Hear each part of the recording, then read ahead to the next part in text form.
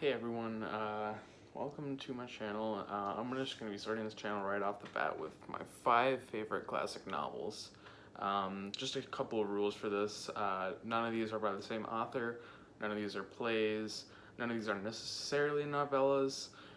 They're all relatively long. I think they're all 200 or more, so um, anyway, let's get started. So for my 5th one, this is going to be ranked, so the last one would be my least favorite of the 5, and the first one, the number 1, is going to be my favorite. So the 5th one that we have is Don Quixote by Miguel de Cervantes. My copy is like falling apart. The pages are falling out. That's how you can tell it's well loved, though, I think. I really love Don Quixote. It's 900 pages of pure comedy that you won't find on TV or anywhere else. It's probably one of the only books that has made me laugh out loud, and I've read Jim Gaffigan, and so it's a really funny book, and it's like, I think it's from 1615, and he just does a really great job of writing, and there's 2 parts to it, and they're both kind of like from different perspectives, and the author claims, or the person who wrote the first part in kind of a comedic way claims that, you know, whoever wrote the second part isn't exactly truthful, kind of making it seem like Don Quixote is a real person. So I really love that part of it too. And it's just really funny. There's so many funny stories, and, you know, you gotta kind of feel bad for him sometimes too, though, because he's kind of gullible. So, but anyway, it's a great novel. I recommend you check it out. It's Don Quixote, Miguel de Cervantes. I think my 4th one is probably going to be To the Lighthouse by Virginia Woolf. I haven't read anything else by her yet. I need to read Mrs. Dalloway as well. I have that. But this is just such a great book. It's such a simple book, really just expanded and made it so profound, so much more profound than a lot of other books I've read, and that contain multiple factors and themes and complexities. But this is so simple yet so profound and complex that I just really loved it. It's about family, and, well, the boy wants to go to the lighthouse, and yeah, it's really just, you know, there's a lot of heavy topics dealt in it. I think a lot of what Woolf was going through kind of was channeled through her books a lot, which I think is what makes her novels so well loved. You know, there's philosophical questions that deal with really heavy topics that'll make you think. So that's why I really loved it. My 3rd favorite is actually going to be The Trial by Franz Kafka. This was an interesting book. Kafka is a very interesting writer, I must say. I just read this one recently, in fact, so it's pretty fresh in my mind. So basically, it's a pretty simple concept. I think Kafka does a really good job of making these absurd concepts allegorical to events in life. Like in Metamorphosis, he wakes up as a giant bug, which is completely absurd, but if you think about it in an allegorical way, you could, you know, compare it to rejection from social life, you know, anyway. So the trial is this guy named Joseph K., and he gets arrested for no apparent reason, and we're never really given a reason why, as to why he was arrested. He's just put through a lot of unfair trials, and not really given any favor, no explanations, anything. And I think Kafka was kind of writing that allegorically to life. I mean, life is a trial. We're constantly tried for things, and we're never told why. You know, I don't think there's ever been a solution to the meaning of life, and so I think in Kafka's way, he's kind of saying life is a trial. We're constantly tested. We're, you know, if we falter one bit, we get taken down, and, you know, so I did want to talk about one aspect of this book that really bumped it up on my list, though. There was a parable told by the priest in chapter 9. I think it was called Before the Law. And so basically in it, there's a doorkeeper and a man who wants to get inside this door. And so they call the doorkeeper, or like whatever in the door, the law. And so this man wants to get in. And so the doorkeeper, he says, well, you're not allowed in right now, but you might be allowed into the future, but it's not certain. But you're definitely not getting in now. And so the man waits. He's asking questions and stuff, but he's still not let in. Every time he asks, he's constantly told, not right now, but maybe later. Maybe later you'll get let in. And so I believe the doorkeeper then moves to the side, and the man tries to peek through the doorway, and then the doorkeeper laughs, and he says, you could walk right through, but there's 3 men who are more powerful than I am, and I'm powerful myself, and we'll stop you. And so, the man takes a look at this doorkeeper, and he's pretty scared. And so then he's just like, maybe I'll just wait till I get permission. And so he keeps waiting and waiting and waiting and waiting, and eventually he grows old. He's so old, he's hunched over, and the doorkeeper has to bend over to talk to him. And so then the man is on his deathbed, and before he dies, he asks, why has nobody else came to this door? And the doorkeeper answers saying that, well, this door was intended for you. But then once he died, the door was closed. And so I found that really interesting, that whole parable. I think it's allegorical almost to religion. I think Kafka, who was an atheist, he was using that as an allegory to religion. In his eyes, you keep waiting and waiting and waiting, like Jesus says he'll come back one day or whatever, but you keep waiting and it never happens, and eventually you die and you realize it was all a lie. And so, I don't know, I just found that really interesting, so I just wanted to share that with you because I thought that was something thought-provoking that I could share. And we got, this is really mainstream, really popular, but I actually kind of put this one off for a while. I had attempted it, and it wasn't hard, it was just, I didn't have the tenacity to get through it for some reason, but then I got through it, and I really loved it, and, I think I just had to kind of break into it a little bit. I had to get used to the writing, because, the person who writes this book is kind of a unique writer, so. And this book is The Grapes of Wrath by John Steinbeck. Like I said, really mainstream. I'm sure everybody has heard of it, even if they don't really read literature, but I still found this one really moving. I think Steinbeck does a really good job of writing that kind of moving stuff. So anyway, it tells a story about the Joads.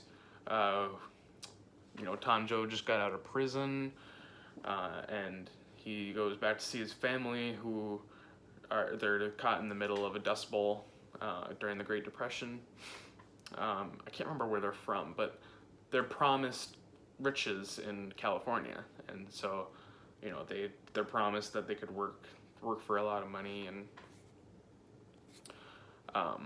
so anyway, they start going to California. They run into a lot of trouble, and so, but then as they get kind of closer and closer to California, they're kind of getting like these omens that California may not be as good as they thought it was, or that everybody's there is actually just really greedy and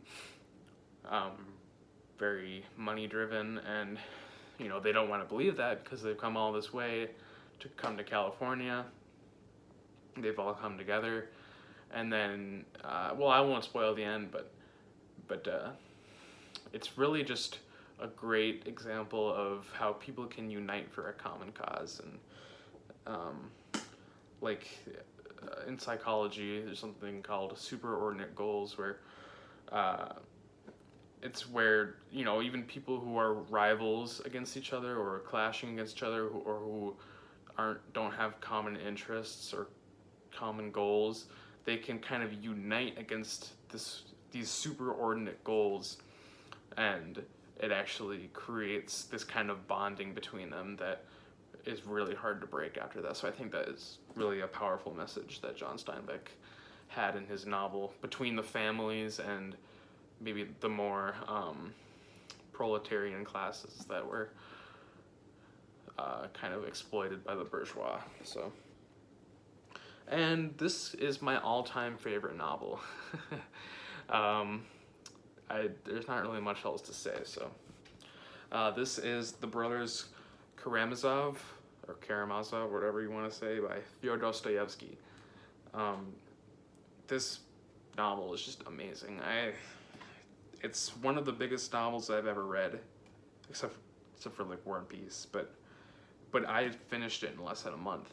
I was just really flying through it. So anyway, The Brothers Karamazov tells a story about three brothers, and so one is Ivan. He is an atheist. He's very intellectual, and he likes the idea of Christianity, but he doesn't understand how Christianity can let evil happen in the world. So therefore, he is an atheist. Then we have Dmitri. I'm having a little trouble recalling all these names, especially because they're Russian names. But there's Dmitri or Mitya. That's the same name, but and he's kind of like a sensualist. He doesn't really have a lot of opinions, but he's really just obsessed with feeling good in life. He doesn't really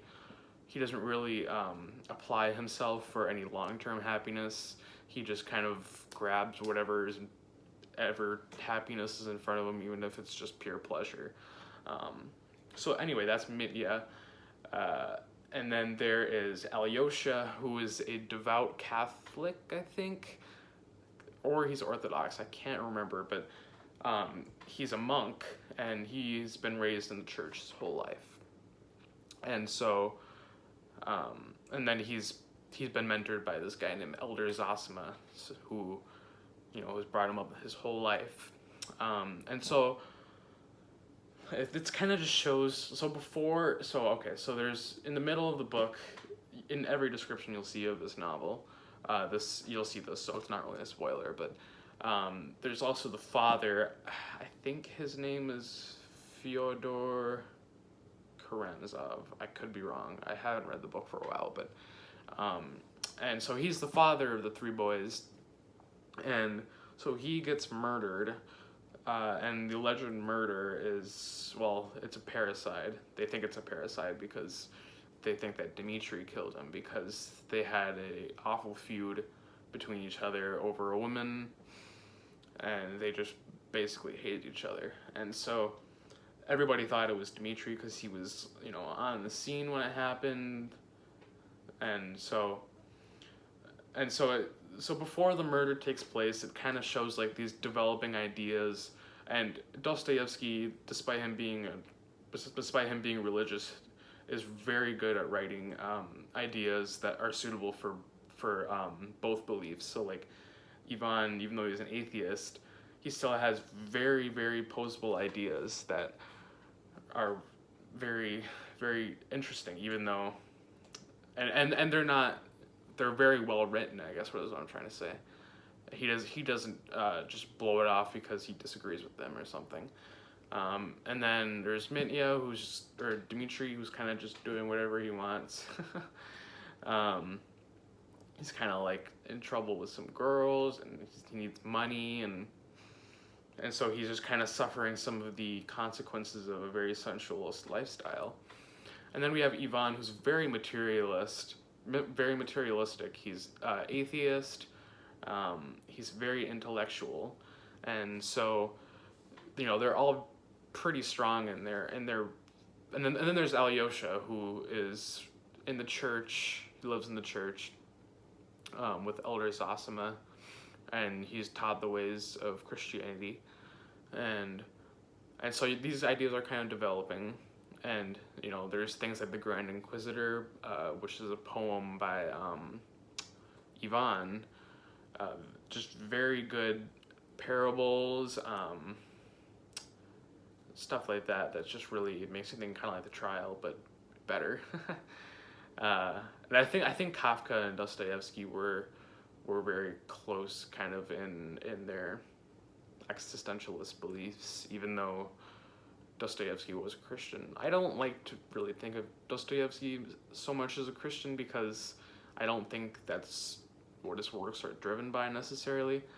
But anyway, I think that this book is just phenomenal. It's huge. It's pretty big. I think my copy is almost 1,000 pages. I think most modern copies you're gonna find are around 1,000 pages. But it doesn't seem that much, and it feels shorter than it seems, or than it looks. I don't know, maybe it's just so enjoyable. But so then anyway, back to the plot. After the murder happens, you kind of just see these people fall in shambles because, you know, well, there's Mitya, who's been arrested for his father's murder. And then there's Alyosha, or there's, okay, let's go with Ivan first. He's falling apart too, because he doesn't know if his brother is guilty or not, because the evidence points towards it, and Ivan is very evidence driven because he's a materialist. But at the same time, he wants to believe his brother because he, you know, knows his brother might not do something like that. And so he's driven to almost insanity.